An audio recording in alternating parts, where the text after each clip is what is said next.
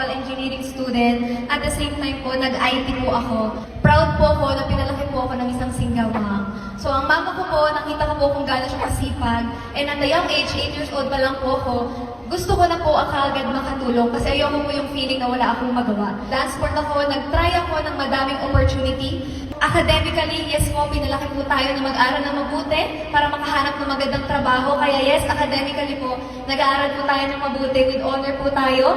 Nagbabanda po ako before at the age of 15. Naging event singer din po tayo sa kasal, sa birthday. Na-experience ko din po maging assistant. Sabi nila, malaki ang income pag call center. Nag-call center po ako, nag-tech support ako, nag-virtual assistant ako habang po nag-aaral. Naging service crew din po ako sa McDonald's. Sa trabaho ko po, taga-analyze po ng paperwork sa mga lawyers sa Florida po. Hindi po linya. Tama po ba? Yun po yung na-realize ko. Yung mga pinasok kong opportunity dahil gusto ko pong kumita ng pera, hindi ko din naman po linya.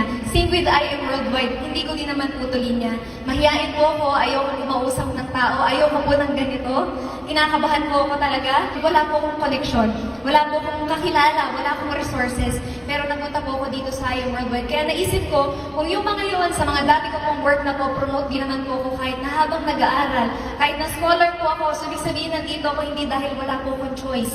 Kung hindi dahil napakaganda po talaga ng opportunity with I Am Worldwide. Sabi nga po nila, no, success doesn't start with I can. It starts with I'll try. And once you try, you give permission to yourself to rise.